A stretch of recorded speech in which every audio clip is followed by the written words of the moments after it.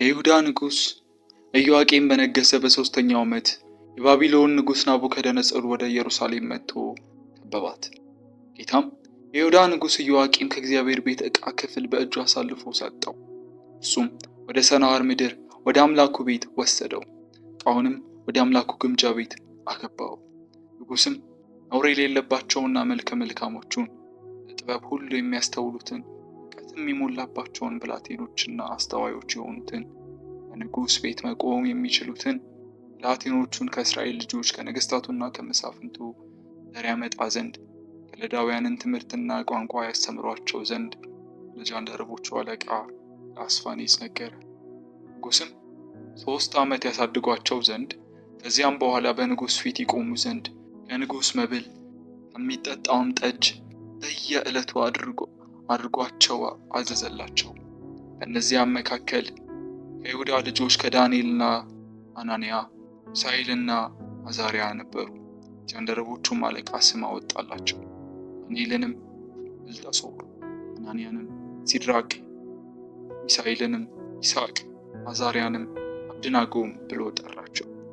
ዳንኤልም በንጉሥ መብልና በሚጠጣው ጠጅ እንዳይረክስ በልቡ አሰበ። እንዳይረክስም ጃንደረቦቹን አለቃ ለመነ። እግዚአብሔርም በጃንደረቦቹ አለቃ ፊት ለዳንኤል ሞገስና ምሕረትን ሰጠው።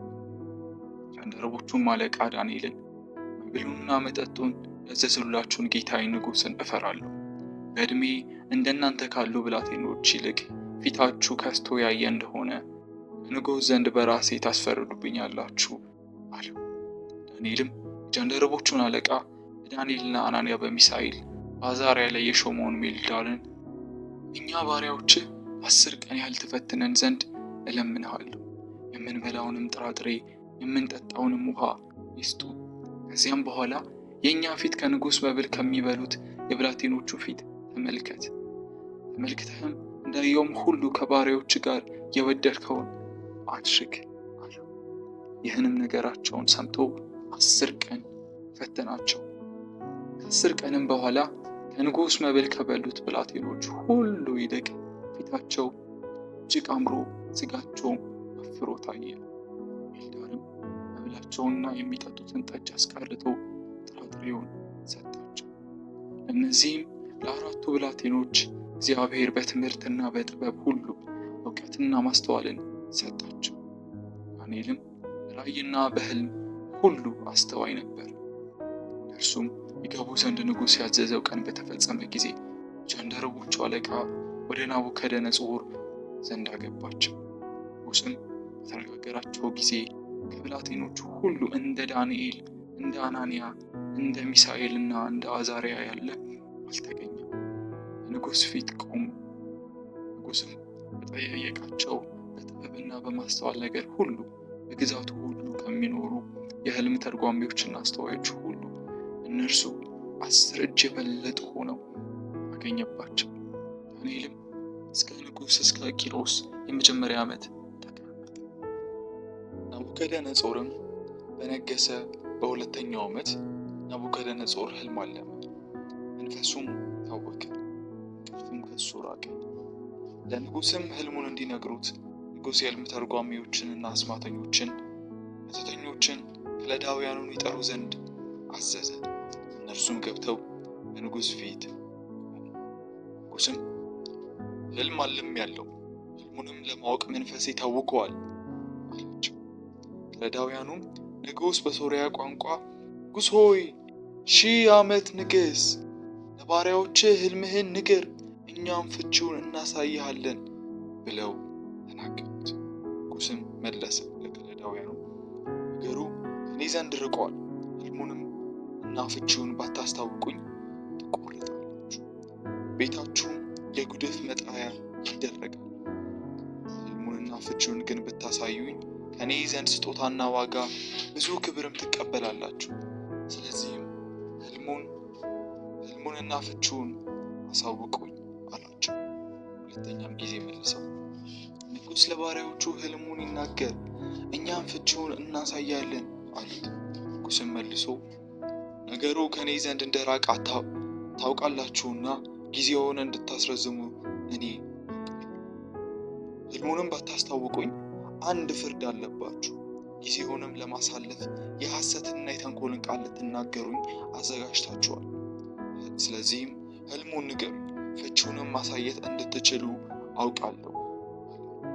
ከለዳውያኑም በንጉሥ ፊት መልሰው የንጉሡን ነገር ያሳይ ዘንድ የሚችል ሰው በምድር ላይ የለም፣ ከነገሥታትም ታላቅና ኃይለኛ የሆነ እንደዚህ ያለ ነገር የህልም ተርጓሚና አስማተኛን ከከለዳውያን የሚጠየቀው ነገር የቸገረው ነው። ወሬያቸው ከሰዎች ጋር ካልሆነ ከአማልክት በቀር በንጉሥ ፊት የሚያሳየው ማንም የለም። ስለዚህም ንጉሥ ተበሳጨ፣ እጅግም ተቆጣ። የባቢሎን ጠቢባን ሁሉ ያጠፋ ዘንድ አዘዘ። ትእዛዝም ወጣ፣ ጠቢባንን ይገድሉ ዘንድ ጀመሩ። ዳንኤልና ባሮቹ ይገደሉ ዘንድ ፈለጓቸው። የዚያን ጊዜ ዳንኤል የባቢሎንን ጠቢባን ይገድል ዘንድ የወጣውን የንጉሥን የዘበኞች አለቃ አርኬዮን በፈሊጥና በማስተዋል ተናገረው። ለንጉሥም አለቃ ለአርኬዮን መልሶ የንጉሡን ትእዛዝ ስለምን ቸኮለ? አርኬዮንም ነገሩን ለዳንኤል አስታወቀ። ዳንኤልም ገብቶ ፍቺውን ለንጉሥ የሚያሳውቅበት ጊዜ ይሰጠው ዘንድ ንጉሥን ለመነ። የዚያን ጊዜ ዳንኤል ወደ ቤቱ ሄደ። ዳንኤልም ባልንጀሮቹ ከቀሩት ከባቢሎን ጠቢባን ጋር እንዳይሞት ስለዚህ ምስጢር ምሕረትን ከሰማይ አምላኩ ይለምን ዘንድ ነገሩን ለባሮቹ ለአናንያና ለሚሳኤል ለአዛርያም አስታወቃቸው። የዚያን ጊዜም ምስጢሩን በሌሊት ራእይ ለዳንኤል ተገለጠለት። ዳንኤልም የሰማይን አምላክ አመሰገነ። ዳንኤልም የተናገረው እንዲህ አለ፣ ጥበብና ኃይልን ለእርሱ ነውና የእግዚአብሔር ስም ከዘላለም እስከ ዘላለም ይባረክ። ጊዜያትና ዘመናት ይለወጣሉ፣ ነገሥታት ያፈልሳል፣ ነገሥታትንም ያስነሳል። ጥበብን ለጠቢባን እውቀትንም ለአስተዋዮች ይሰጣል። የጠለቀውንና የተሰወረውን ይገልጣል፣ በጨለማም ያለውን ያውቃል። ብርሃንም ከእርሱ ጋር ነው። ጥበብና ኃይልን የሰጠኸኝ እኛም የለመንህን ነገር አሁን ያስታወቅከኝ አንተ የአባቶች አምላክ ሆይ የንጉሥን ነገር አስታውቃለሁና እገዛልሃለሁ፣ አመሰግንህም አለው። ከዚያም በኋላ ዳንኤል ንጉሥ የባቢሎን ጠቢባን ዘንድ ያጠፋ ወዳዘዘው ወደ አርኬዮን ገባ። በገባም ጊዜ የባቢሎን ጠቢባን አታጥፋ፣ ወደ ንጉሥም አስገባኝ፣ እኔ ፍቺውን ለንጉሥ አሳያለሁ አለ። የዚያን ጊዜም አርኬዮን ዳንኤል ፈጥኖ ወደ ንጉሥ አስገባው። የይሁዳ ምርኮኞች ያለውን ለንጉሡ ፍቺ የሚያስታውቀውን ሰው አግኝቻለሁ አለው። ንጉሥም መለሰ፣ ብልጥሶር የሚባለው ዳንኤል ያየሁትን ሕልምና ፍቺውን ታስታውቀኝ ዘንድ ትችላለህን? አለው። ዳንኤልም ንጉሥ ፊት መልሶ እንዲህ አለ፣ ንጉሥ የጠየቀውን ምስጢር ጠቢባንና አስማተኞች፣ የሕልም ተርጓሚዎች፣ ቃላተኞች ለንጉሥ ያሳዩ ዘንድ አይችሉም። ነገር ግን ምስጢርን የሚገልጥ አምላክ በሰማይ ውስጥ አለ። እርሱም በኃይለኞች ዘመን የሚሆነውን ለንጉሥ ለናቡከደነፆር አስታውቀዋል። አገልጋይ ላይ የሆነውን ሕልምና የራስህን ራእይ ይሄ ነው። እንተ ንጉሥ ሆይ አንተ በኋላ የሚሆነውን ምን እንደሆነ በአልጋ ላይ ታስብ ነበር። ምስጢርንም የሚገልጠው የሚሆነውን ነገር አስታውቀዋል። ነገር ግን ይህ ምስጢር ለእኔ መገለጡ ፍቺው ለንጉሥ ይታወቅ ዘንድ አንተም የልብህን ሐሳብ ታውቅ ዘንድ ነው እንጂ ብዙ ዓለም ካሉ ሰዎች ይልቅ በጥበብ ስለበለጡ አይደለም። አንተ ንጉሥ ሆይ ታላቅ ምስል አየህ። ይህም ምስል ታላቅና ብልጭልጭታው የበዛ ነበር። በፊትህም ቆሞ ነበር፣ መልኩም ግሩም ነበር። የዚህም ምስል ራስ ጥሩ ወርቅ፣ ደረቱና ክንዶቹም ብር፣ ሆዱም ወገቡም ናስ፣ ጭኖቹ ብረት፣ እግሮቹ እኩሌቶቹ ብረት፣ እኩሌቶቹ ደግሞ ሸክላ ነበሩ። እጅም ሳይነካው ድንጋይ ከተራራ ተፈንቅሎ ከብረትና ከሸክላ የሆነውን የምስሉን እግሮቹን ሲመታ ሲፈጭ አየ። ከዚያም ጊዜ ብረቱና ሸክላው ናሱም ብሩም ወርቁ በአንድነት ተፈጨ። በመከርም ጊዜ በአውድማ ላይ እንዳለ እብቅ ሆነ። ነፋስም ወሰደው። ቦታውም አልታወቀም። ምስሉንም የመታ ድንጋይ ታላቅ ተራራ ሆነ፣ ምድርንም ፈጽሞ ሞላ። ሕልሙም ይሄ ነው። አሁን ፍቺውን በንጉሥ ፊት እናገራለሁ።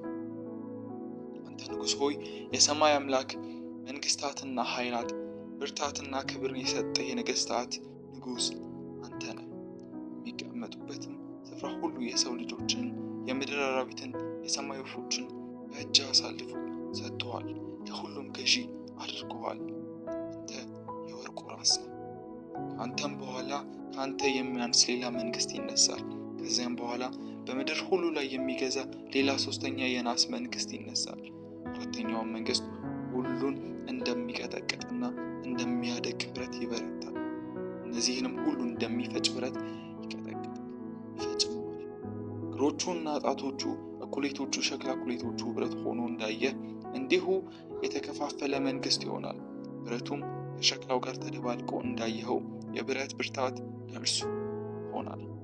እግሮቹም ጣቶቹም እኩሌቶቹም ብረት እኩሌቶቹ ሸክላ እንደነበሩ እንዲሁ መንግስቱ እኩሉ ብረት እኩሉ ደካማ ይሆናል።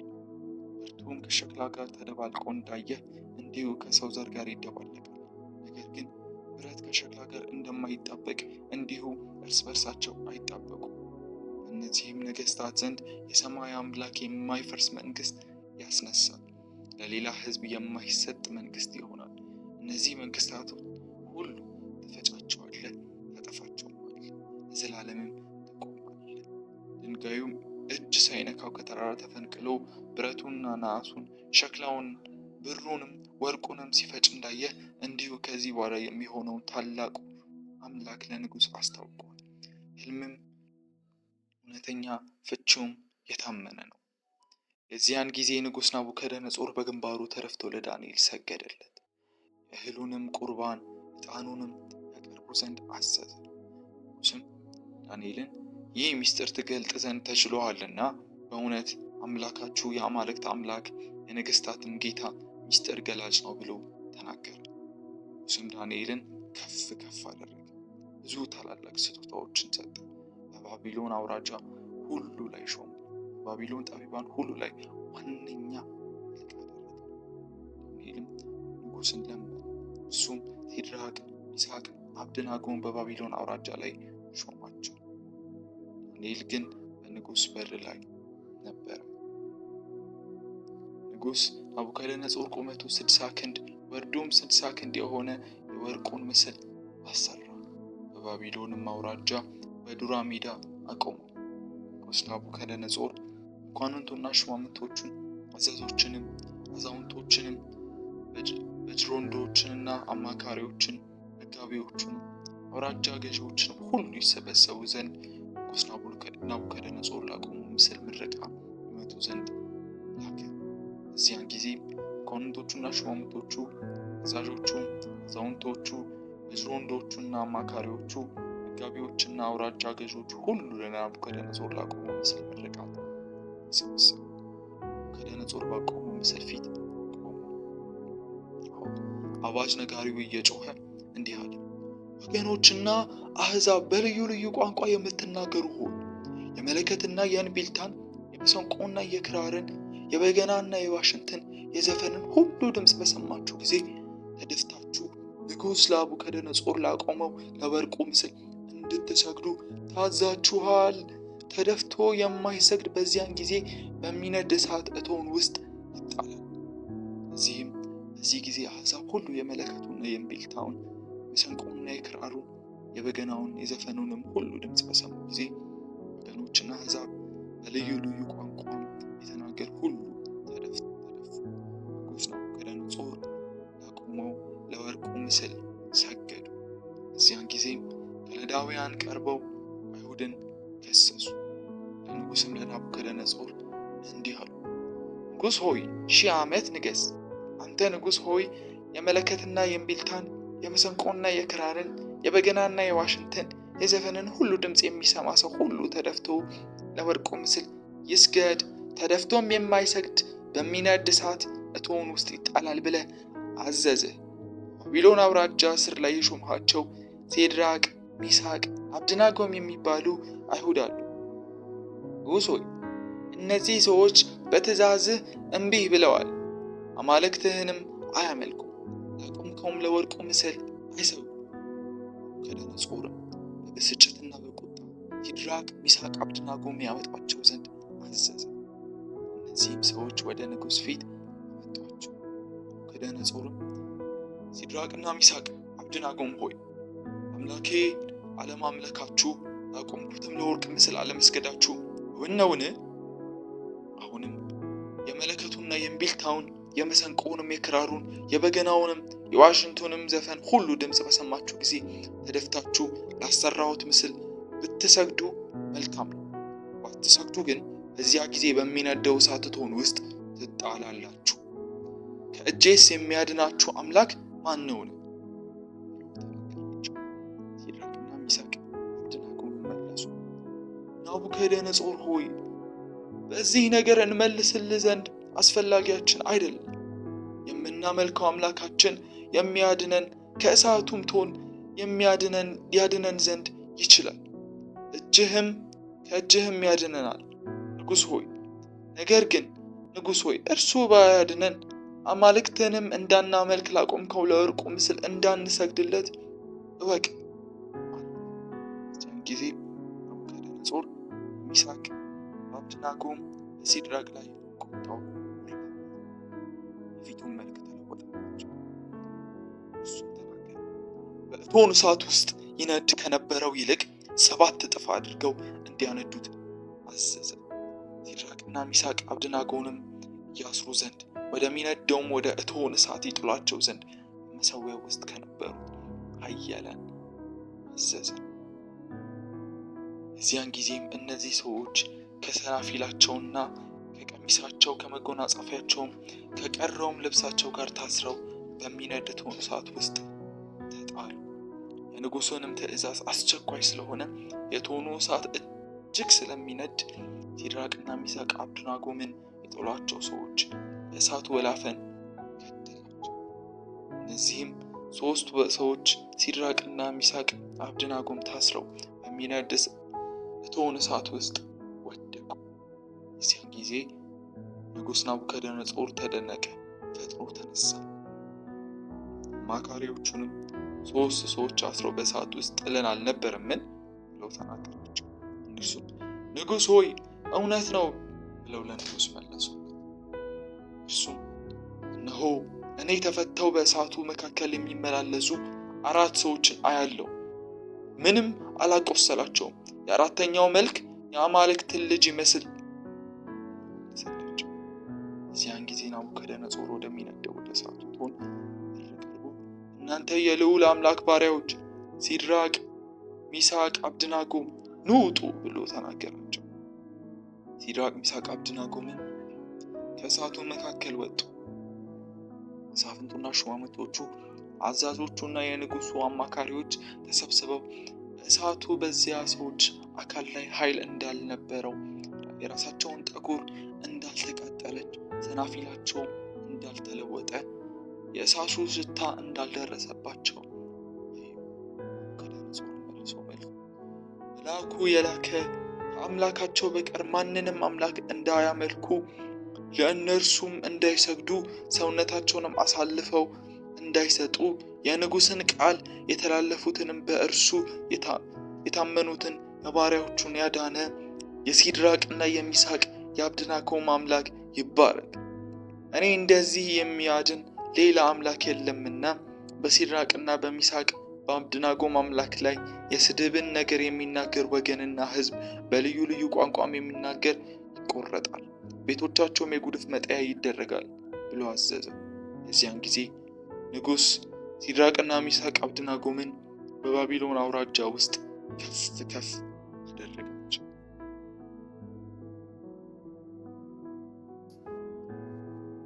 ከንጉሥ ከናቡከደነፆር ምድር ሁሉ ወደሚቀመጡ ወገኖችና አሕዛብ በልዩ ልዩ ቋንቋም ወደሚናገሩ ሁሉ ሰላም ይብዛላችሁ።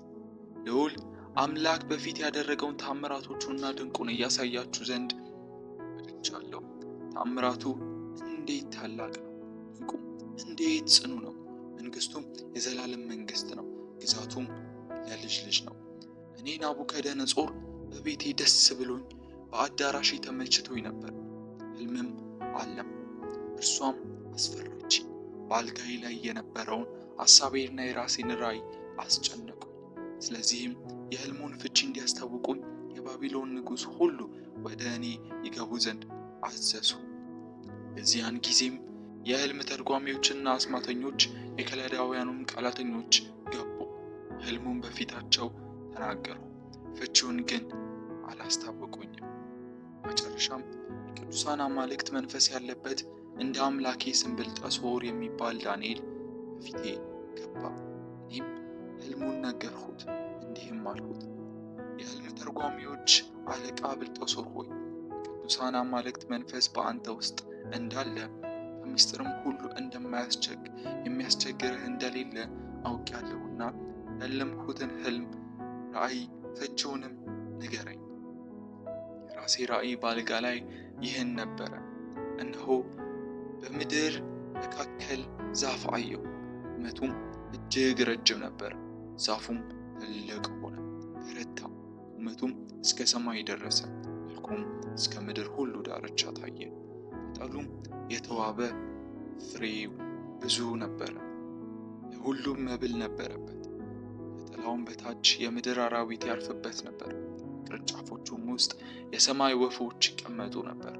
ሥጋ ለባሹ ሁሉ እርሱ ይበላ ነበር። በአልጋዬም ላይ በራሴ ራእይ አየሁ። እነሆ አንድ ቅዱስ ጠባቂ ከሰማይ ወረደ፣ በታላቅም ድምፅ እየጮኸ እንዲህ አለ፣ ዛፉን ቁረጡ፣ ቅርንጫፎቹም ጨፍጭፉ፣ ቅጠሉንም አራግፉ፣ ፍሬውንም በትኑ፣ አራዊትም ከበታቹ ወፎቹም ከቅርንጫፉ ይሽሹ። ነገር ግን ጉቶ በምድር ውስጥ ተዉ፣ በመስክ ውስጥ በብረትና በናስ ማሰሪያ ታስሮ ይቆይ፣ በሰማይ ጠል ይረስርስ። እድል ፈንታውን በምድር ስር ውስጥ ከአራዊት ጋር ይሁን። ልቡም ከሰው ልብ ይለወጥ፣ የአውሬም ልብ ይሰጠው። 7 ዘመናት ይለፉበት። ልዑል በሰዎች መንግሥት ላይ እንዲሰለጥን ለወደደው እንዲሰጠው፣ ከሰውም የተዋረደውን እንዲሾምበት፣ ሕያዋንም ያውቁ ዘንድ ይህን ነገር የጠባቂዎቹም ትእዛዝ፣ ይህ ፍርድ የቅዱሳን ቃል ነው። እኔም ንጉሥ ናቡከደነጾር ይህን ሕልም አልሜአለሁ። አንተ ጠቢብ ብልጣሶር ፍቺውን አስታውቀኝ።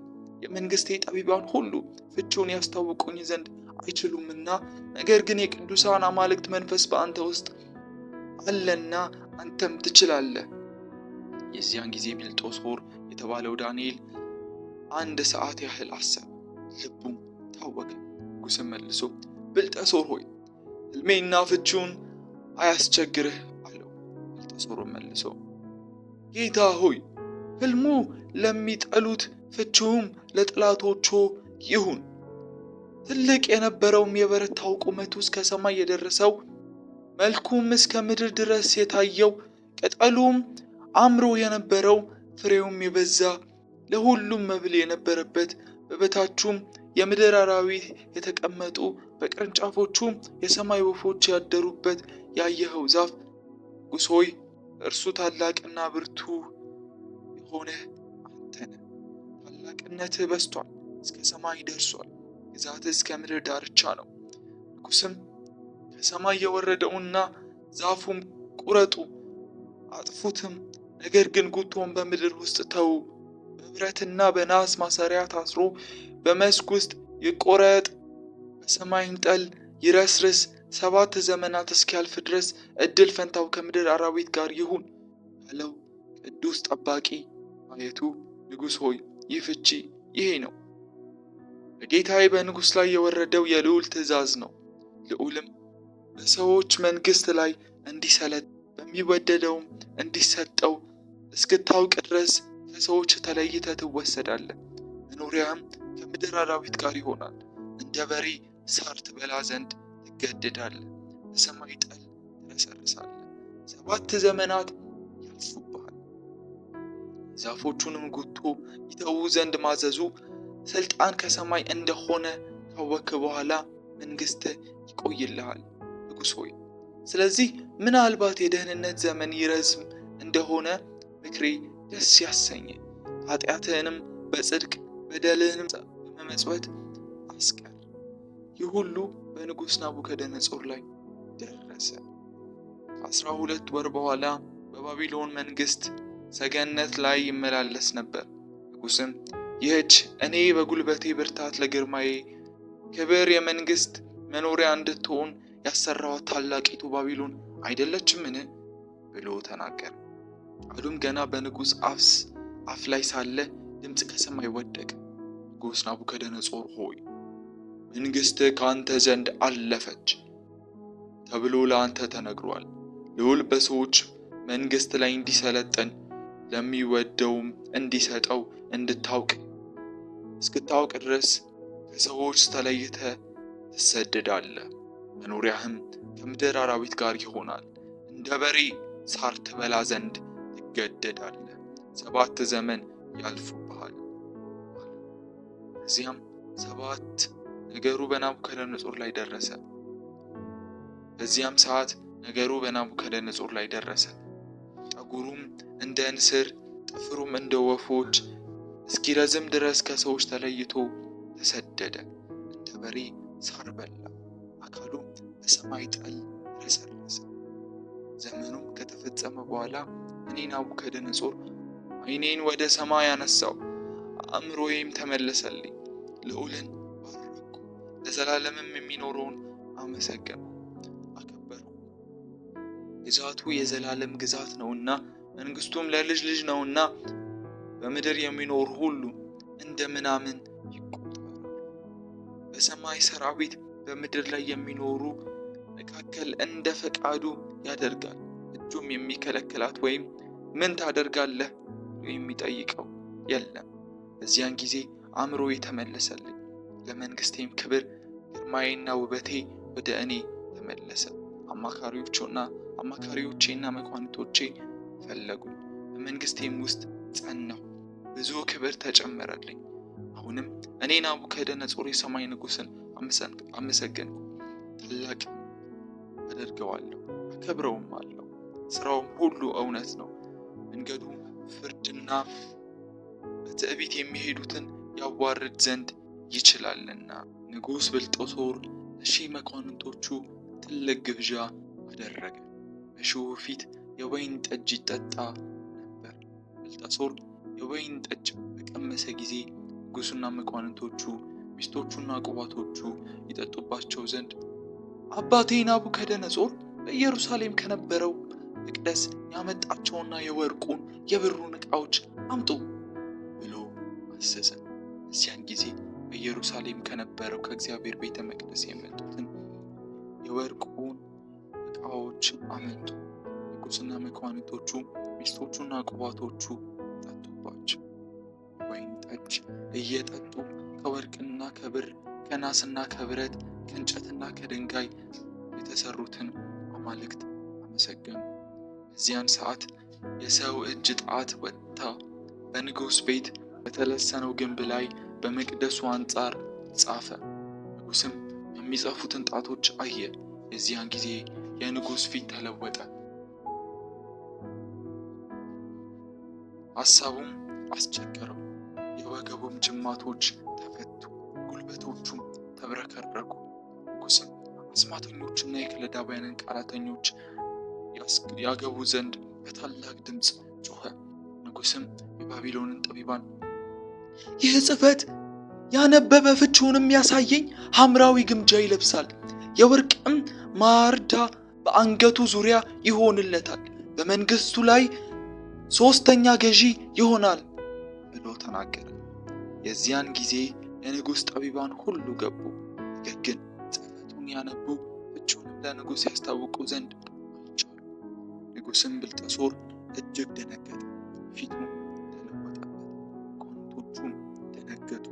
ንግሥቲቱም ስለ ንጉሥና ስለ መኳንንቱ ቃል ወደ ግብዣ ቤት ገባች።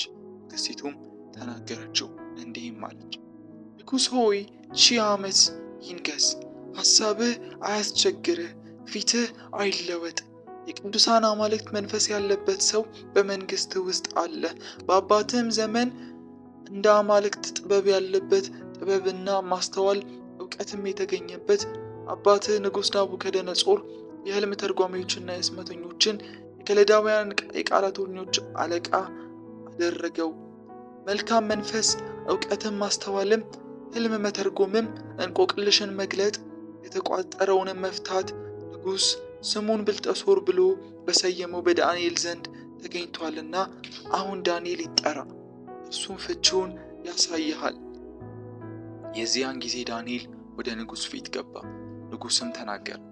ዳንኤልም እንዲህ አለው፣ ንጉሡ አባቴ ከከለዳውያን ከማረካቸው ከይሁዳ ምርኮኞች የሆንህ ዳንኤል አንተ ነህን? የአማልክት መንፈስ እንዳለብህ እውቀትና ማስተዋልም መልካምም ጥበብ እንደተገኘብህ ስለ አንተ ሰምቻለሁ። አሁን ይህን ጽሕፈት ያነቡ ዘንድ ፍቺውንም ያስታውቁኝ ዘንድ ጠቢባንና አስማተኞች ወደ እኔ ገብተው ነበር። ነገር ግን የነገሩን ፍቺ ያሳዩን ዘንድ አልቻሉም። አንተ ግን ፍቺውን ትሰጠኝ ዘንድ የተቋጠሩንም ትፈታ ዘንድ እንድትችል ሰምቻለሁ። አሁን ጽሕፈቱን ታነብ ዘንድ ፍቺውንም ታስታውቀኝ ዘንድ ብትችል ሐምራዊ ግምጃ ትለብሳለህ፣ የወርቁንም ማርዳ በአንገትህ ዙሪያ ይሆንልሃል። መንግሥቴ ላይ 3ኛ ገዢ ትሆናለህ። ዚያን ጊዜ ዳንኤል መለሰ፣ ንጉሡም ፊት እንዲህ አለ፣ ስጦታ ለአንተ ይሁን፣ በረከትህንም ለሌላ ስጥ። ነገር ግን ጽሕፈቱን ለንጉሥ አነባለሁ፣ ፍቺውንም አስታውቃለሁ። ንጉሥ ሆይ ልዑል አምላክ ለአባትህ ለናቡከደነጾር መንግሥትን፣ ታላቅነትን፣ ክብርና ግርማን ሰጠው። ስለሰጠው ታላቅነት ወገኖችና አሕዛብ በልዩ ልዩ ቋንቋም የሚናገሩ ሁሉ በፊቱ ይንቀጠቀጡና ይፈሩ ነበር። የፈቀደውንም ይገድል፣ የፈቀደውንም በሕይወት ያኖር ነበር። የፈቀደውንም ያነሳል፣ የፈቀደውንም ያዋርድ ነበር። ልዑል ግን በታበየ በኮራበትም ያደርግ ዘንድ መንፈሱ በጠነከረ ጊዜ ከመንግሥቱ ዙፋን ተዋረደ፣ ክብሩም ተለየው። ልዑል አምላክ በሰዎች መንግሥት ላይ እንዲሰለጥን የሚወደውንም እንዲሾምበት እስኪያውቅ ድረስ ከሰው ልጆች ተለይቶ ተሰደደ። ልቡም እንደ አውሬ ልብ ሆነ፣ መኖሪያውም ከምድረ በዳ አህዮች ጋር ነበረ። እንደ በሬ ሳር በላ፣ አካሉም በሰማይ ጠል ረሰረሰ። ብልጠሶር ሆይ አንተ ልጁ ስትሆን ይህን ሁሉ እያወቅህ በሰማይ ጌታ ላይ ኮራህ እንጂ ልብህንም አላዋረድህም። የመቅደሱንም ዕቃዎች በፊትህ አመጡ። አንተም መኳንንቶችህም፣ ሚስቶችህም፣ ቁባቶችህም የወይን ጠጅ ጠጣችሁባቸው። ከክብርና ከወርቅ ከናስም ከብርም ከእንጨትና ከድንጋይም የተሰሩትን አማልክቶቻችሁን ያመሰግኑ፣ የማያውቁትንም አምላክህንም አንተም ጨምራችሁ አመሰገነ። ትንፋሽህና መንገድህም ሁሉ በእጁ የያዘውንም አምላክ አላከበርህም። ስለዚህ እነዚህ የእጅ ጣቶች ከእርሱ ዘንድ ተልከዋል፣ ይህም ጽሕፈት ተጽፏል። የተጻፈውም ጽሕፈት ማኔ ቴቄል ፋሬስ ይላል። የነገሩን ፍቺ ነው። ማኔ ማለት እግዚአብሔር መንግሥትህን ቆረጠው ፈጽሞ ማለት ነው። ቴቄል ማለት በሚዛን ተመዝነህ ቀለህ ተገኘህ ማለት ነው። ፋሬስ ማለት ደግሞ መንግሥት ተከፈለ፣ ለሜዶንና ለፋርስ ሰዎች ተሰጠ ማለት ነው። እዚያን ጊዜ ብልጠሶር ለዳንኤል ሐምራዊ ግምጃ እንዲያለብሱት የወርቅም ማርዳ በአንገቱ ዙሪያ እንዲያደርጉለት አዘዘ። በመንግሥቱም ላይ 3ኛ ገዢ እንዲሆን አዋጅ አስነገረ። እዚያ ሌሊት የከለዳውያን ንጉሥ ብልጠሶር ተገደለ። ሜዶናውያንና ዳርዮስ መንግሥቱን ወሰደ። ሜዶናዊውም ዳርዮስ መንግሥቱን ወሰደ። ዕድሜውም 62 ዓመት ነበረ። ዳርዮስም በመንግሥቱ ሁሉ ዘንድ እንዲሆኑ 120 መሳፍንትን በመንግሥቱ ሁሉ ላይ ይሾም ዘንድ ወደደ። መሳፍንቱም ሂሳቡን ያወጡላቸው ዘንድ ንጉሥም እንዳይጎዳ 3 አለቆች በላያቸው አደረገ። ከእነርሱም አንደኛው ዳንኤል ነበረ። ዳንኤልም መልካም መንፈስ ስላላቸው ከአለቆችና ከመሳፍንቱ በለጠ። ንጉሥም በመንግሥቱ ሁሉ ላይ ሾመው ዘንድ አሰበ። እዚያን ጊዜ አለቆችና መሳፍንቱ ስለ መንግስቱ በዳንኤል ላይ ሰበብ ይፈልጉ ነበር። ነገር ግን የታመነ ነበርና ስህተትና በደል አልተገኘበትም። በእርሱም ላይ ሰበብና በደል ያገኙበት ዘንድ አልቻሉም። እነዚያም ሰዎች ከአምላኩ ሕግ በቀር በዚህ በዳንኤል ላይ ሌላ ሰበብ አላገኘንበትም አሉ። የዚያን ጊዜ አለቆቹና መሳፍንቱ ወደ ንጉሥ ተሰብስበው እንዲህ አሉት፣ ንጉሥ ዳርዮስ ሆይ 1000 ዓመት ንገስ። የመንግስቱ አለቆች ሁሉ፣ ሹማምንቶችና መሳፍንቱ፣ አማካሪዎችና አዛዦች፣ ንጉሥ ሆይ ከአንተ በቀር ማንም እስከ 30 ቀን ድረስ ልመና ከአምላክ ወይም ከሰው ቢለምን በአንበሶች ጉድጓድ ውስጥ ይጣል የሚል የንጉሥ ሕግ ብርቱ ትእዛዝ ይወጣ ዘንድ ተማከሩ። ሁሉም ንጉሥ ሆይ እንደማይለወጥ እንደ ሜዶርና እንደ ፋርስ ሕግ እንደማይለወጥ ትእዛዙን አጽና፣ ጽሕፈቱንም ጻፍ። ንጉሥ ዳርዮስም ጽሕፈቱና ትእዛዙን ጻፈ። ዳንኤልም ጽሕፈቱ እንደተጻፈ ባወቀ ጊዜ ወደ ቤቱ ገባ። የእልፍኙንም መስኮቶች ወደ ኢየሩሳሌም አንጻር ተከፍተው ነበር። ቀድሞም ያደርግ እንደነበረው በዕለት 3 ጊዜ በጉልበቱ ተንበርክኮ በአምላኩ ፊት ጸልይ ያመሰግን ነበር። እነዚያም ሰዎች ተሰብስበው ዳንኤል በአምላኩ ፊት ሲጸልይ ሲለምን አገኙት። ወደ ንጉሥም ቀርበው ስለ ንጉሥ ትእዛዝ፣ ንጉሥ ሆይ ከአንተ በቀር እስከ 30 ቀን ድረስ ከአምላክ ወይም ከሰው የሚለምን ሰው ሁሉ በአንበሶች ጉድጓድ ውስጥ እንዲጣል ትእዛዝ አልጻፈህምን? አሉት። ንጉሥም መልሶ ነገሩ እንደማይለወጥ እንደ ሜዶንና እንደ ፋርስ ሕግ እውነት ነው አላቸው። የዚያን ጊዜ በንጉሥ ፊት መልሰው፣ ንጉሥ ሆይ ከአይሁድ ምርኮኞች የሆነ ዳንኤል በዕለት 3 ጊዜ ልመናውን ይለምናል እንጂ አንተና የጻፈውን ትእዛዛትን አይቀበልም አሉት። ንጉሥም ይህን ቃል በሰማ ጊዜ በጣም አዘነ። ያድነውም ዘንድ በልቡ ወደ ዳንኤል አደረገ። ያድነውም ፀሐይ እስኪገባ ድረስ ደከመ። የዚያን ጊዜ እነዚያ ሰዎች ወደ ንጉሥ ተሰብስበው ንጉሥን፣ ንጉሥ ሆይ ንጉሥ ያጸናውን ትእዛዝ ወይም ሥርዓት ይለወጥ ዘንድ እንዳይገባ የሜዶንና የፋርስ ሕግ እንደሆነ እወቅ አሉት። የዚያን ጊዜ ንጉሥ አዘነ። ዳንኤልንም አምጥተው በአንበሶች ጉድጓድ ጣሉት። ንጉሥም ተናገረ።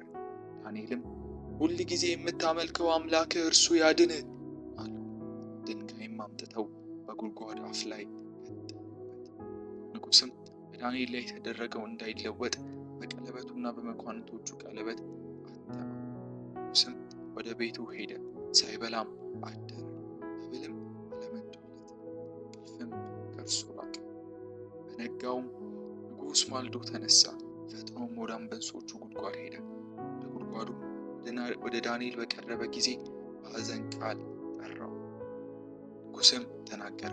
ዳንኤልንም የሕያው አምላክ ባሪያ ዳንኤል ሆይ ሁል ጊዜ የምታመልከው አምላክህ ከአንበሶች ያድን ዘንድ ችሏልን?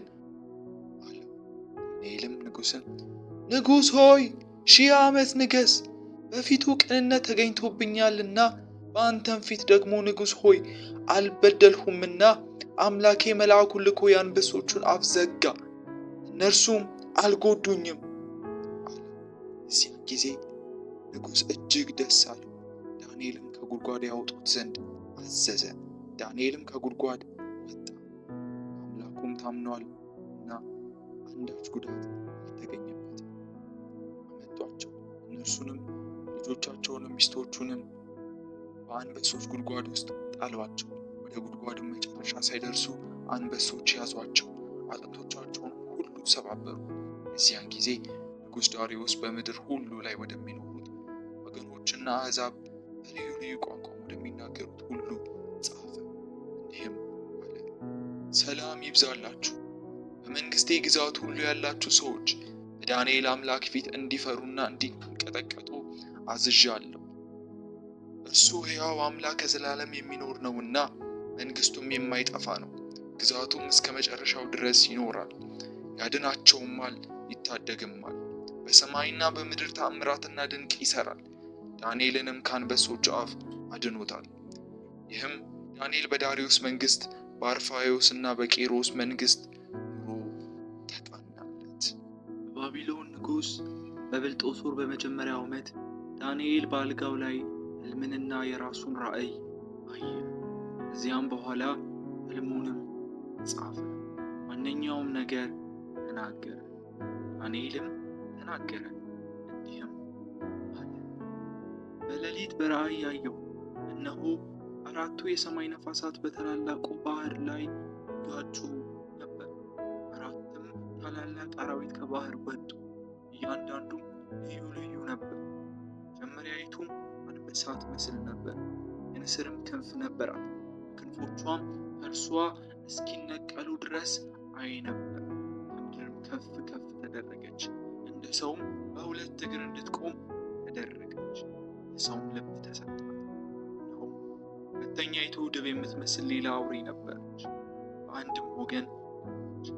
3 የጎድን አጥንቶች በአፏ ውስጥ በጥርሷ መካከል ነበሩ።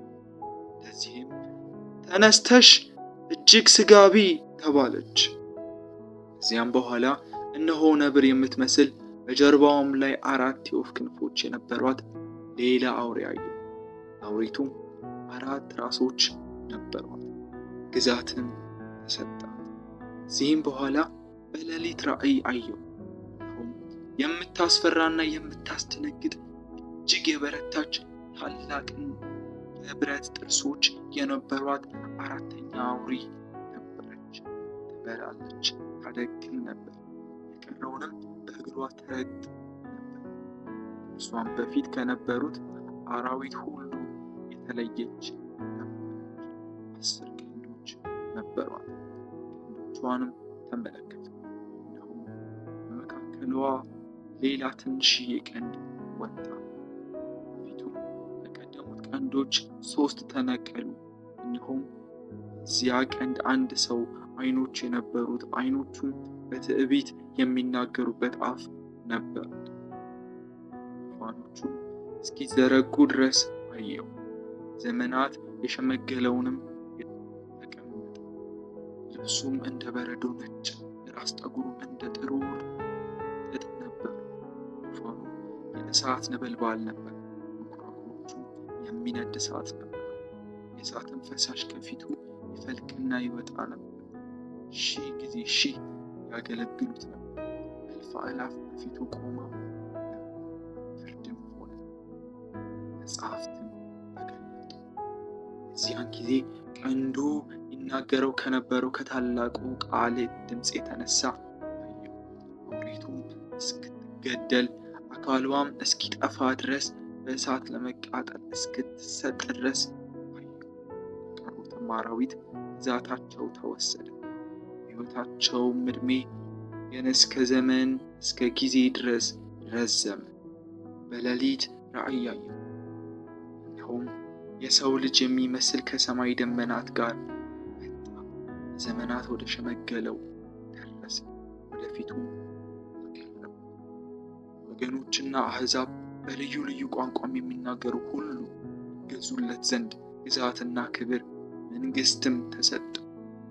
ግዛቱም የማያልፍ የዘላለም ግዛት ነው፣ መንግሥቱም የማይጠፋ ነው። እኔም በዳንኤል በሥጋዬ ውስጥ መንፈሴ ደነገጠች፣ የራሴም ራእይ አስቸገረ። በዚያ ከቆሙት ወደ አንዱ ቀርቤ ስለዚህ ሁሉ እውነቱን ጠየቅኩ። እርሱም ነገረኝ፣ የነገሩንም ፍቺ አስታወቀኝ። እነዚህ 4ቱ ታላላቅ አራዊት ከምድር የሚነሱ 4 ነገሥታት ናቸው። ነገር ግን የልዑል ቅዱሳን መንግሥቱን ይወስዳሉ፣ እስከ ዘላለም ዓለም መንግሥቱንም ይወርሳሉ።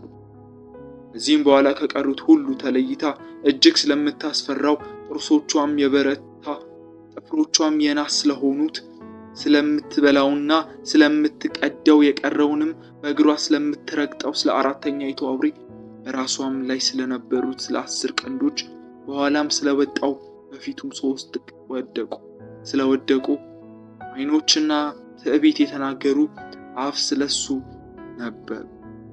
መልኩም ከሌሎች ስለበለጠ ስለሌላው ቀንድ እውነቱን ለማወቅ ፈቀዱ። እነሆ ያ ቀንድ ከቅዱሳን ጋር ሲዋጋ አየሁ። ዘመናት የሸመገለው እስኪመጣ ድረስ ፍርድም ለልዑል ቅዱሳን እስኪሰጥ ድረስ ቅዱሳንም መንግስቱን የሚወስዱበት ዘመን እስኪመጣ ድረስ አሸነፋቸው። እንዲህም አለ፣ አራተኛይቱ አውሬ በምድር ላይ አራተኛ መንግስት ትሆናለች። እርሷም ከመንግስታት ሁሉ የተለየ ይሆናል። ምድሪቱም ሁሉ ይበላል፣ ይረገጣል፣ ያደቅማል። 10ሩም ቀንዶች ከዚያ መንግስት የሚነሱ 10 ነገስታት ናቸው። ከእነርሱም በኋላ ሌላ ይነሳል፣ እርሱም ከፊተኛይቱ የተለየ ይሆናል። ሶስተኛይቱም ነገስትን ያዋርዳል፣ በልዑልም ላይ ቃል ይናገራል። የልዑልም ቅዱሳን ይሰባበራሉ። ዘመናትና ሕግን ይለወጥ ዘንድ ያስባል። እስከ ዘመናትም እስከ እኩሌታ ዘመንም በእጁ ይሰጠዋል። ነገር ግን ፍርድ ይሆናል። እስከ ፍጻሜ ድረስ ያፈረሱትና ያጠፉት ዘንድ ግዛቱን ይወስዱታል። መንግስታትም ግዛቱን ከሰማይ ሁሉ በታች ያሉ የመንግስታት ታላቅ ለልዑል ቅዱሳን ሕዝብ ይሰጣል። መንግስታቱም የዘላለም መንግስት ነው። ግዛቶቹም ሁሉ ይገዙለታል፣ ይታዘዙለትማል። ነገሩም ፍጻሜ እስኪሆን ድረስ ነው። እኔ ዳንኤል በሐሳቤ እጅግ ተቸገርኩ፣ ፊቴም ተለወጠብኝ። ዳሩ ግን ነገሩን በልቤ ጠብቄአለሁ። በመጀመሪያ ከተገለጠልኝ ራእይ በኋላ ንጉሥ ብልጦሶር በነገሰ በ3ኛው ዓመት እኔ ለዳንኤል ራእይ ተገለጠልኝ። ራእዩም አየሁ። ባየሁም ጊዜ በኤላም አውራጃ ባለው በሱሳ ግንባር ነበርሁ። ራእዩም አየሁ። በኡባል ወንዝ አጠገብ ነበርሁ። ዓይኖቼን አንስቼ አየሁ። እነሆ 2 ቀንዶች የነበሩት አንድ አውራ በግ በወንዙ ፊት ቆሞ ነበር። ቀንዶቹ ከፍ ከፍ ይሉ ነበር፣ አንዱ ግን ከሁለተኛው ከፍ ያለ ነበር። ታላቁም ወደ ኋላ ወጥቶ ነበር። አውራው በግ ወደ ምዕራብ፣ ወደ ሰሜን፣ ወደ ደቡብ በቀንዱ ሲጎሽም አየሁ። አራዊት ሁሉ ይቋቋሙት ዘንድ አልቻሉም። ከእጁም የሚያድን አልነበረም። እንደ ፈቃዱ አደረገ፣ ራሱንም ታላቅ አደረገ። እኔም ስመለከት እነሆ ከምዕራብ ወገን አንድ አውራ የፍየል በምድር ሁሉ ፊት ላይ ወጣ፣ ምድርንም አልነካም። ለፍየሉም በዓይኖቹ መካከል አንድ ታላቅ ቀንድ ነበር። 2 ቀንድ ወዳለው በወንዙ ፊት ቆሞ ወዳየሁት አውራ በግ መጣ። በኃይሉም ቁጣ ፈጥኖ ወደ እርሱ ሮጠ። ወደ አውራውን በግ ሲቀርብ አየሁት፣ እርሱም ተመረረበት። አውራውን በግ መታ፣ 2ቱንም ቀንዶቹን ሰበረ። አውራውን በግ ሊቋቋመው ኃይል አልነበረው፣ እርሱም በምድር ላይ ጥሎ ረገጠው። አውራው በግ ከእጁ ያድነው ዘንድ የሚችል አልነበረም። አውራውን ፍየል ራሱን እጅግ ታላቅ አደረገ። በረታም ጊዜ ታላቁ ቀንዱ ተሰበረ። ወደ 4ቱ የሰማይ ነፋሳት የሚመለከቱት 4 ቀንዶች ተበታቹ። ከእነርሱም ከአንደኛው አንድ ታናሽ ቀንድ ወጣ። ወደ ደቡብም ወደ ምስራቅም ወደ መልካሚቱ ምድር እጅግ ከፍ አለ፣ እስከ ሰማይ ሰራዊት ድረስ ከፍ አለ። ሰራዊትና ከከዋክብት አያሌዎች ወደ ምድር ጣለ፣ ረገጣቸው። ከሰራዊትም አለቃ ድረስ ራሱን ታላቅ አደረገ። እርሱም የተነሳ የዘወትሩ መስዋዕት ተሻረ፣ የመቅደሱም ስፍራ ፈረሰ። ሰራዊቱም ከኃጢአት የተነሳ ከዘወትር መስዋዕት ጋር ተሰጠ። እሱም እውነት ወደ ምድር ጣለ፣ አደረገም፣ ተከናወነ። ከቅዱሳን አንዱ ሲናገረው ሰማሁ። የተናገረው ለቅዱሳን 2ኛው ቅዱስ ስለ ዘወትሩ መስዋዕት መቅደሱንና ሰራዊቱን ይረገጥ ዘንድ ስለሚሰጥና ስለሚያጠፋ ኃጢአት የሆነው ራእይ እስከ መቼ ይሆናል አለው። እርሱም እስከ 2300 ማታና ጠዋት ድረስ ነው። ከዚያም በኋላ መቅደሱ ይነጻል አለኝ። እኔም ዳንኤል ራእዩን ባየው ጊዜ ማስተዋልን ፈለግኩ። እነሆም የሰው ምስያ በፊቴ ቆሞ ነበር። በኡባሉም ወንዝ መካከል ገብርኤል ሆይ ራእዩን ለዚህ ሰው አታስታውቀውምን ብሎ የሚጮኸውን የሰው ድምፅ ሰማሁ። እኔም ወደ ቆምኩበት ቀረበ፣ በመጣም ጊዜ ፈርቼ በግንባሬ ተደፋው። እርሱም የሰው ልጅ ሆይ ራእዩን ለፍጻሜ ዘመን እንደሆነ አስተውል አለኝ። ሲናገረኝ ደንግጬ በምድር ላይ በግንባሬ ተደፋው። እርሱም ዳሰሰኝ፣ ቀጥ አድርጎ አቆመኝ፣ እንዲህም አለኝ፣ እነሆ በመቅሰፍቱ መጨረሻ ዘመን የሚሆነውን አስታውቅሃለሁ። ይህም ለተወሰነ ለፍጻሜ ዘመን ነው። አየኸው በአውራ በግ ላይ የነበሩት ሁለቱ ቀንዶች እነርሱ የሜዶንና የፋርስ ነገስታት ናቸው። አውራውን ፍየል የግሪክ ንጉስ ነው። በዓይኖቹም መካከል ያለው ታላቁ ቀንድ መጀመሪያው ንጉስ ነው። እርሱም በተሰበረ ጊዜ በእርሱ ፋንታ አራቱ እንደተነሱ እንዲሁ ከወገኑ አራት መንግስታት ይነሳሉ። ነገር ግን በኃይል አይተካከሉትም። በመንግስታቸው መጨረሻ ኃጢአታቸው በተሞላባቸው ጊዜ እንቆቅልሽን የሚያስተውል ፊተ ጨካኝ ንጉስ ይነሳል። ኃይሉም ይበረታል። ነገር ግን በራሱ ኃይል አይደለም፣ በድንቅም ያጠፋል፣ ያደርግማል፣ ይከናወንማል። ኃያላንንና የቅዱሳንን ሕዝብ ያጠፋል። በመታለሉ በተንኮሉ በእጁ ያከናውናል፣ በልቡም ይታበያል። ታምነውም የሚኖሩትን ብዙ ሰዎች ያጠፋል። በአለቆቹም አለቃ ላይ ይቋቋማል። ያ እጅ ይሰበራል። የተናገረውንም የማታውቅ የጠዋት ራእይ እውነተኛ ነው። ነገር ግን ከብዙ ዘመን በኋላ ስለሚሆነው ራእዩ ዝጋ። እኔም ዳንኤል ተኛው፣ አያሌ ቀን ታመምኩ። ከዚያም በኋላ ተነስቼ የንጉሥን ሥራ እሰራ ነበር፣ ስለ ራእዩም አደንቅ ነበር። የሚያስተውለውም ግን አልነበረም። በከለዳውያን መንግሥት ላይ በነገሰ ከሜዶን ዘርን በነበረ በአሕሻዊሮስ ልጅ በዳርዮስ በመጀመሪያው ዓመት በነገሰ በመጀመሪያው ዓመት እኔ ዳንኤል የኢየሩሳሌምን ፍረስ የሚፈጸምበትን 70ውን ዓመት እግዚአብሔር በቃሉ ለነቢዩ ለኤርምያስ የተናገረውን የዓመቱን ቁጥር በመጽሐፍ አስተዋልኩ። ማቅ ለብሼ በአመድ ላይ ሆኜ ስጾም ስጸልይና እለምን ዘንድ ወደፊቱ ወደ ጌታ ወደ አምላክ አቀናሁ። ወደ አምላኬም ወደ እግዚአብሔር ጸለይኩ፣ ተናዝዤም እንዲህ አልኩ። ጌታ ሆይ ከሚወዱህና ትእዛዛትን ከሚፈጽሙ ጋር ቃል ኪዳንና ምሕረትን የሚጠባበቅ ታላቅና የምታስፈራ አምላክ ሆይ ኃጢአትን ሰርተናል፣ በድለንማል፣ ክፋትንም አድርገናል፣ አምፀንማል። ትእዛዝህና ከፍርድህ ፈቀቅ ብለናል። በስምህም ለነገስታቶችና ለአለቆች ለአባቶችም ለአገሩም ሕዝብ ሁሉ የተናገሩት ባሪያዎችን ነቢያትን አልሰማንም። ጌታ ሆይ ጽድቅ ለአንተ ነው። እንደ ዛሬ ለእኛ ለአይሁድ ሰዎች በኢየሩሳሌም ለሚቀሩት ለእስራኤልም ሁሉ በቅርብና በሩቅ ላሉ አንተን በበደሉትም ምክንያት በተንህን። አገሩ ሁሉ የፊት እፍረት ነው።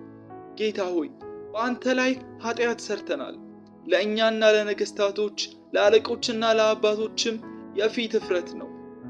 በእርሱ ላይ ምንም እንኳን ያመፅን ብንሆን በባሪያዎቹ በነቢያት እጅ በፊታቸው ባኖረው በሕጉ እንሄድ ዘንድ የአምላካችንና የእግዚአብሔርን ቃል ምንም እንኳን ባንሰማ ለጌታ ለአምላካችን ምሕረትና ይቅርታ ነው።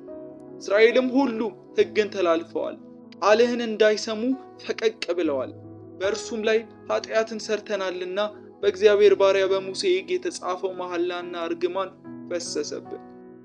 እጅግ ክፉ ነገር በእኛ ላይ በማምጣቱ በላያችንና በእኛ ዘንድ በተሾሙት ፈራጆች ላይ የተናገረውን ቃል አጸና። በኢየሩሳሌምም ላይ እንደተደረገ ያለ ነገር ከቶ ከሰማይ ሁሉ በታች አልተደረገም። በሙሴም ሕግ እንደተጻፈ ይህ ክፉ ነገር ሁሉ መጣብን። ከኃጢአታችንም እንመለስ እውነትህንም እናስብ ዘንድ ወደ አምላካችን ወደ እግዚአብሔር ፊት አልለመንም። ስለዚህም እግዚአብሔር ክፉ ነገሩን ጠብቆ በእኛ ላይ አመጣ። አምላካችን እግዚአብሔርን በሚሰራው ሥራ ሁሉ ጻድቅ ነውና እኛ ቃሉን አልሰማንም። አሁንም ሕዝብህን ከግብፅ ምድር በበረታች እጅ ያወጣህ እንደ ዛሬም ቀን ዝና ለአንተ ያገኘን ጌታ አምላካችን ሆይ ኃጢአትን ሰርተናል፣ ክፋትንም አድርገናል። ጌታ ሆይ ስለ ኃጢአታችንና ስለ አባቶቻችን በደል ኢየሩሳሌምና ሕዝብን በዙሪያችንም ላሉ ሁሉ መሰደቢያ ሆነዋልና እንደ ጽድቅ ሁሉ ቁጣህና መዓትህ ከከተማ ከኢየሩሳሌም ከቅዱስ ተራራ እንዲመለስ ለምንሃለሁ። አሁንም አምላካችን ጌታ ሆይ የባሪያህን ጸሎትና ልመና ስማ። ጌታ ሆይ በፈረሰው በመቅደስ ላይ ስለ አንተ ስትል ፊትህን አብራ። አምላኬ ሆይ በፊትህ የምለምንህ ስለ ብዙ ምሕረት ነው እንጂ ስለ ጽድቃችን አይደለም። ጆሮህን አዘንብል ስማ፣ ዓይንህንም ገልጠት ስምህ የተጠራባትንም ከተማ ተመልከት። አቤቱ ስማ፣ አቤቱ ይቅር በል፣ አቤቱ አድምጥ አድርግ። አምላኬ ሆይ ስምህ በከተማህና በሕዝብ ላይ ተጠርቷልና ስለ ራስህ አትዘግይ። እኔ ገና ስናገር ስጸልይ ኃጢአቴ በሕዝብህም በእስራኤልም ኃጢአት ስናዘዝ በአምላኬ በእግዚአብሔር ፊት ስለተቀደሰው ስለ አምላኬ ተራራ ስለምን ገና በጸሎት ስናገር አስቀድሜ በራእይ አይቼው የነበረው ሰው ገብርኤል እነሆ እየበረረ መጣ። በማታም መስዋዕት ጊዜ ዳሰሰኝ፣ አስተማረኝም፣ ተናገረኝም፣ እንዲህም አለኝ፣ ዳንኤል ሆይ ጥበብና ማስተዋልን እሰጥህ ዘንድ አሁን መጥቻለሁ። አንተ እጅግ የተወደድህ ነህና በልመናህ መጀመሪያ ላይ ትእዛዝህ ወጥቷል። እኔም እነግርህ ዘንድ መጥቻለሁ። አሁንም ነገሩን መርምር፣ ራእዩንም አስተውል። አመፃንም ይጨረስ፣ ኃጢአትም ይፈጸም፣ በደልንም ያስተሰርይ፣ የዘላለምን ጽድቅ ያግባ፣ ራእይና ትንቢትን ያትም። ቅዱሰ ቅዱሳን ይቀባ ዘንድ በሕዝብና በቅድስት ከተማ ላይ 70 ሱባዔ ተቀጥሯል። ስለዚህም እወቅ፣ አስተውል። ኢየሩሳሌምን መጠገንና መስራት ትእዛዙን ከሚወጣባት ጀምሮ እስከ አለቃው እስከ መሲህ ድረስ 7 ሱባዔና 62 ሱባዔ ይሆናል። እርሷም በጭንቅ ዘመን ከጎዳናና ከቅጥር ጋር ትሰራለች። ከ62 ጊዜ 7 በኋላ መሲህ ይገደላል፣ በእርሱም ዘንድ ምንም የለም። የሚመጣውም አለቃ ሕዝቡ ከከተማይቱና በመቅደሱ ያጠፋሉ። ፍጻሜውም በጎርፍ ይሆናል። እስከ መጨረሻ ድረስ ጦርም ይሆናል። ጥፋትም ተቀጥሯል። እርሱም ከብዙ ሰዎች ጋር ጽኑ ቃል ኪዳንን ለአንድ ሱባዔ ያደርጋል። በሱባዔውም እኩሌታ መስዋዕቱንና ቁርባኑን ያስቀራል።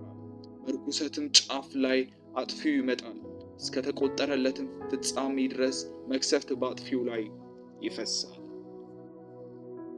በፋርስ ንጉሥ በቂሮስ በ3ኛው ዓመት ብልጠሶር ለተባለው ለዳንኤል ነገር ተገለጠለት። ነገሩም እውነት ነበረ። እርሱም ታላቅ ጦርነት ነው። ነገሩም አስተዋለ፣ በራእዩም ውስጥ ማስተዋል ተሰጠው። በዚያም ወራት እኔ ዳንኤል 3 ሳምንት ሙሉ ሳዝን ነበርሁ። ማለፊያ እንጀራ አልበላሁም፣ ስጋና ጠጅ በአፌ አልገባም። 3ቱም ሳምንት እስኪፈጸም ድረስ ዘይት አልተቀባሁም። ከመጀመሪያውም ወር በ24ኛውም ቀን ኤሮስና በተባለው በታላቅ ወንዝ አጠገብ ሳለው ዓይኔን አነሳው። እነሆም በፍታ የለበሰ ጥሩም የአፌዝን ወርቅ በወገቡ ላይ ታጠቀ ሰው አየሁ። አካሉም እንደ ቢረሌ ይመስል ነበር። ፊቱም እንደ መብረቅ ምስያ ነበር። ዓይኖቹም እንደሚንበለበል ፋና፣ ክንዶቹና እግሮቹ እንደ ጋለ ናስ፣ የቃሉን ድምፅ እንደ ብዙ ሕዝብ ድምፅ ነበር።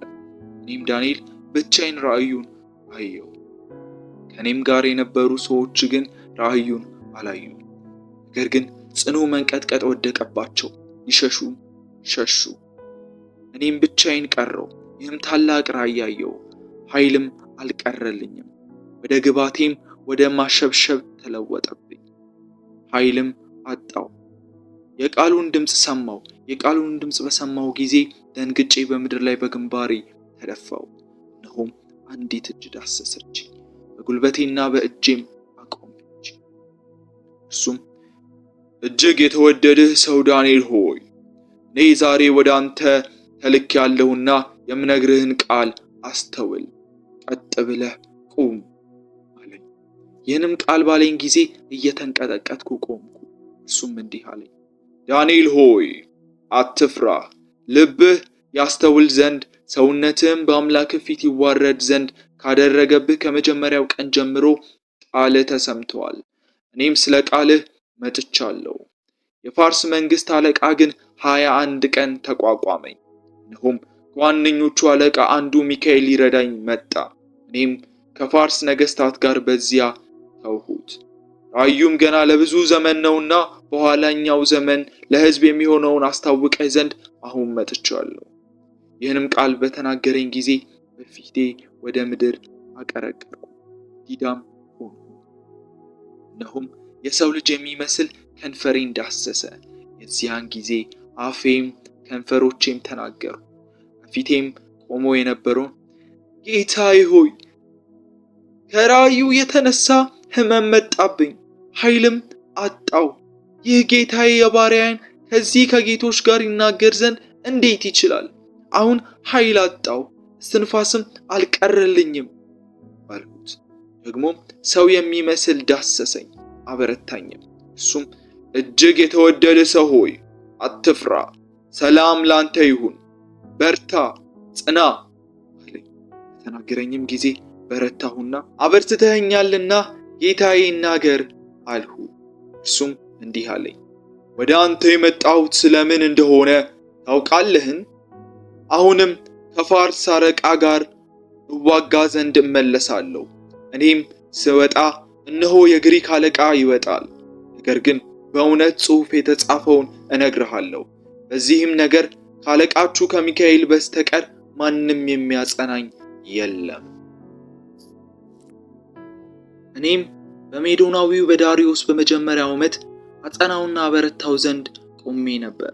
አሁንም እውነትን አሳይሃለሁ። እነሆ 3 ነገሥታት ደግሞ በፋርስ ይነሳሉ። አራተኛውም ከሁሉ ይልቅ እጅግ ባለጠጋ ይሆናል። በባለጠግነቱም በበረታ ጊዜ በግሪክ መንግሥት ላይ ሁሉን ያስነሳል። ኃይልም ንጉሥን ይነሳል፣ በትልቅ አገዛዝ ይገዛል፣ እንደ ፈቃዱ ያደርጋል። እርሱም በተነሳ ጊዜ መንግሥቱ ይሰበራል፣ እስከ 4ቱ የሰማይ ነፋሳት ይከፈላል። ለዘሩ ግን አይከፋፈልም፣ እንደ ገዛትም አገዛዝ አይሆንም። መንግሥቱ ይነቀላልና ከነዚህም ሌሎች ይሆናልና። የደቡብ ንጉሥ ካለቆች አንዱ ይበረታሉ፣ እነርሱም ይበረታታል፣ ይሰለጥንማል፣ ግዛቱም ታላቅ ግዛት ይሆናል።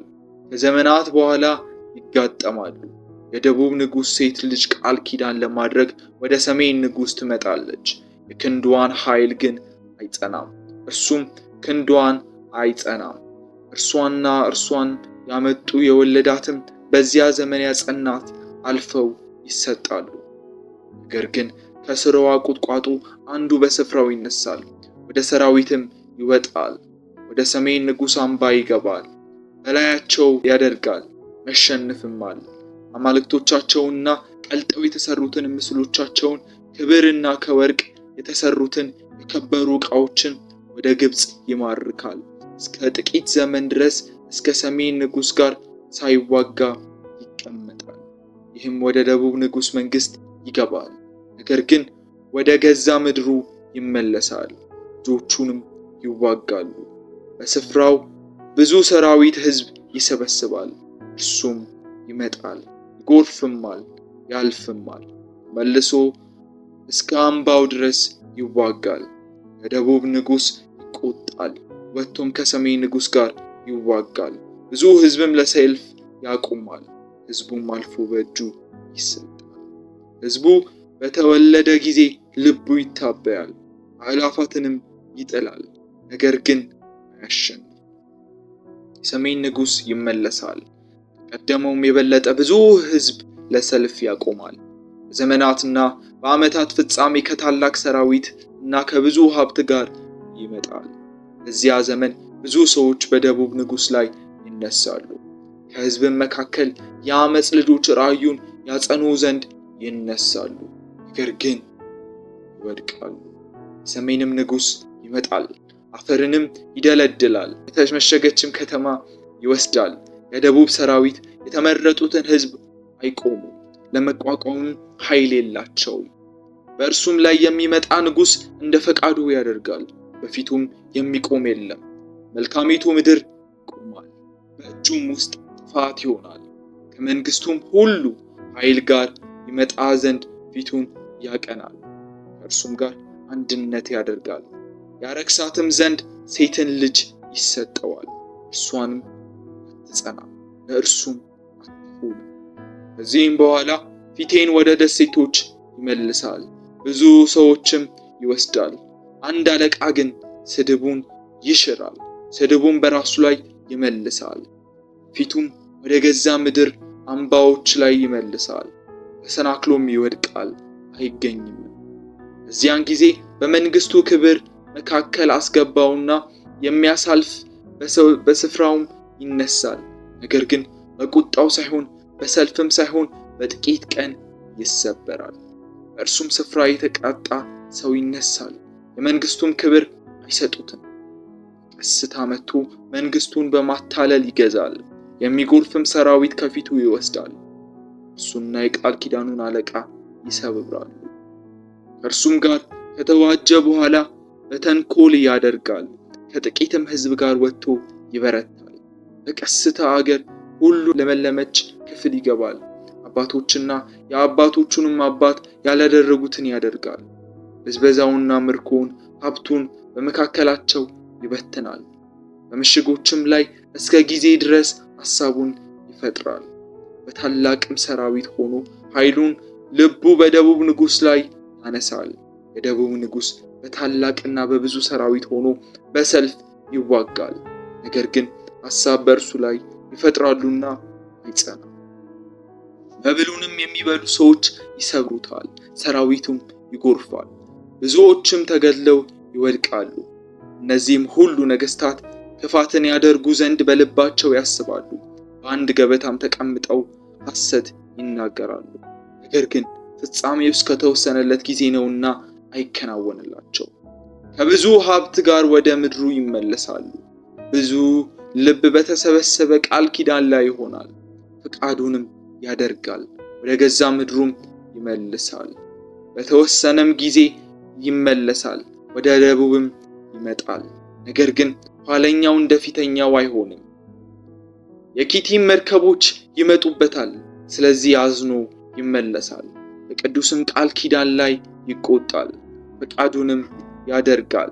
ተመልሶም ቅዱስ ቃል ኪዳኑን የተዉትን ሰዎች ይመለከታል። ከእነርሱም ጋር ሰራዊት ይቆማል፣ መቅደሱም ግንቡንም ያረክሳሉ፣ የዘወትር መስዋዕትም ያስቀራሉ፣ የጥፋትም ርኩሰት ያቆማል። ቃል ኪዳኑን የሚበድሉትን በማታለል ያስታል። ነገር ግን አምላካቸውን የሚያውቁ ሕዝብ ይበረታሉ ያደርጉማል። በሕዝቡ መካከል ያሉ ጥበበኞች ብዙ ሰዎችን ያስተምራሉ። ነገር ግን በሰይፍና በእሳት ነበልባል በምርኮ በመበዝበዝ ብዙ ዘመን ይወድቃሉ። በወደቁም ጊዜ በጥቂት እርዳታ ይረዳሉ። ብዙ ሰዎችም በግብዝነት ወደ እነርሱ ተባብረው ይሰበሰባሉ። እስከ ተወሰነም ዘመን ይሆናል።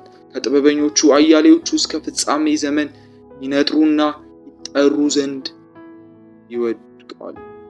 ንጉሥ እንደ ፈቃዱ ያደርጋል፣ ራሱን ከፍ ከፍ ያደርጋል። በአማልክት ሁሉ ላይ ራሱን ታላቅ ያደርጋል። በአማልክትም አምላክ ላይ በትዕቢት ይናገራል።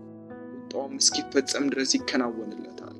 የተወሰነ ሰው ያደርጋልና የአባቶቹንም አማልክት የሴቶቹንም ምኞቶች አይመለከትም። ራሱንም በሁሉ ላይ ታላቅ ያደርጋል፣ አማልክትንም ሁሉ አይመለከትም። እነዚህም ፋንታ ግን በአምባዎቹ አምላክ ያከብራሉ። አባቶቹም ያላወቁትን አምላክ በወርቅና በብር በዕንቁና በከበረ ነገር ያከብረዋል። እንግዳ አምላክ እርዳታ በጽኑ አምባ ላይ ያደርጋል።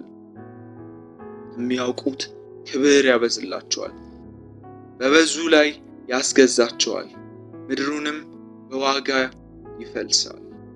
ፍጻሜ ዘመን የደቡብ ንጉሥ ከእርሱ ጋር ይዋጋል። የሰሜኑም ንጉሥ ከሰረገሎችና ከፈረሶች ከብዙ መርከቦች ጋር እንዳውሎ ንፋስ ይመጣል። ወደ ሀገሮችም ይገባል፣ ይጎርፍማል፣ ያልፍማል። ወደ መልካሚቱ ምድር ይገባል፣ ብዙ ሀገሮች ይወድቃሉ። ነገር ግን ኤዶምያስና ሞዓብ ከአሞንም ልጆች የበለጡ ከእርሱ ጋር ይድናሉ። እጁን በአገሮች ላይ ይዘረጋል፣ የግብፅም ምድር አታመልጥ። በወርቅና በብር መዝገብ ላይ በከበረች በግብፅ ዕቃ ሁሉ ላይ ይሰለጥናል። የሊቢያና የኢትዮጵያ ሰዎች ይከተሉታል። ከምስራቅና ከሰሜን ግራ ወሬ ያውኳል፣ ብዙ ሰዎችም ይገድላል። ደግሞም ይገድላቸው ዘንድ ፈጽሞ ያጠፋቸውም ዘንድ በታላቅ ቁጣ ይመጣል። ንጉሣዊው ድንኳን በባህርና በከበረው በቅዱስ ተራራ መካከል ይተክላል። ወደ ፍጻሜው ግን ይመጣል። ማንንም አይረዳም። ማንም አይረዳው። በዚያ ዘመን ስለ ሕዝብ ልጆች የሚቆመው ታላቁ አለቃ ሚካኤል ይነሳል። ሕዝብም ከሆነው ጀምሮ እስከዚያ ዘመን ድረስ እንደርሱ ያለ ያልሆነ የመከራ ዘመን ይሆናል። በዚያ ዘመን በመጽሐፍ ተጽፎ የተገኘ ሕዝብ ሁሉ እያንዳንዱ ይድናል። በምድርም ትቢያ ውስጥ ካንቀላፉ ብዙ ሰዎች ይነቃሉ። እኩሌቶቹ ወደ ዘላለም ሕይወት፣ እኩሌቶቹ ወደ እረፍትና ወደ ዘላለም ጉስቁልና። ጥበበኞቹም እንደ ሰማይ ጸዳል፣ ብዙ ሰዎች ወደ ጽድቅ የሚመልሱ እንደ ከዋክብት ለዘላለም ይደምቃሉ። ዳንኤል ሆይ አንተ ግን እስከ ዘመን ፍጻሜ ድረስ ቃሉን ዝጋ፣ መጽሐፉንም አትም። ብዙ ሰዎች ይመረምራሉ፣ እውቀትም ይበዛል። እኔም ዳንኤል አየሁ፣ እነሆ ሁለት ሌሎች ቆመው ነበር፣ አንዱ በዚህ በወንዙ ዳር፣ ሌላው በዚያ በወንዙ ዳር። አንዱም ከወንዙ ውሃ በላይ የነበረ በበፍታ የለበሰውን የዚህ ድንቅ ፍጻሜ እስከ መቼ ነው አለው። ከወንዙም ውሃ በላይ የነበረው በበፍታ የለበሰው ሰው ቀኝና ግራ እጁን ወደ ሰማይ አንስቶ ለዘመንና ለዘመናት ለዘመንም እኩሌታ ነው፣ የተቀደሰውን ሕዝብ ኃይል መበተን በተጨረሰ ጊዜ ይሆናል፣ ሁሉ ይፈጸማል ብሎ ለዘላለም ሕያው በሚሆነው በሚኖረው ሲል ሰማሁ፣ ነገር ግን አላስተዋልኩም። የዚያን ጊዜም ጌታዬ ሆይ የዚህ ዘመን ሁሉ ፍጻሜ ምንድን ነው አልኩ። እሱም እንዲህ አለኝ፣ ዳንኤል ሆይ ቃሉ እስከ ዘመን ፍጻሜ ድረስ የተዘጋ የታተመ ነው። ሂድ፣ ብዙ ሰዎች ሰውነታቸውን ያጠራሉ፣ ይነጥሩማል። ክፉዎች ግን ክፋትን ያደርጋሉ። ክፉዎች ሁሉ አያስተውሉም፣ ጥበበኞች ግን ያስተውላሉ። የዘውትሩን መስዋዕት ከቀረ ጀምሮ የጥፋት ርኩሰት ከቆመ ጀምሮ 1290 ቀን ይሆናል። የሚታገስ እስከ 1335 ቀን የሚያደርስ ምስጉን ነው። አንተ ግን እስከ ዘመን ፍጻሜ ድረስ ሂድ፣ አንተም ታርፋለህ። በቀኑም መጨረሻ ዕጣ ክፍል ትቆማለህ። የነቢዩ ዳንኤል ታሪክ የተከታተላችሁትን ይመስል ነበር። ከወደዳችሁት ላይክ አድርጉ። እንደዚህ አይነት መሳጭ የመጽሐፍ ቅዱስ ታሪኮችን ለማግኘት የዩቲዩብ ቻናላችንን ሰብስክራይብ በማድረግ አዳዲስ ታሪኮችን ስንለቅ እንዲደርሳችሁ የደውል ምልክቷን በመንካት ቤተሰብ ይሁኑ። እናመሰግናለን። ቸር ሰንብቱ።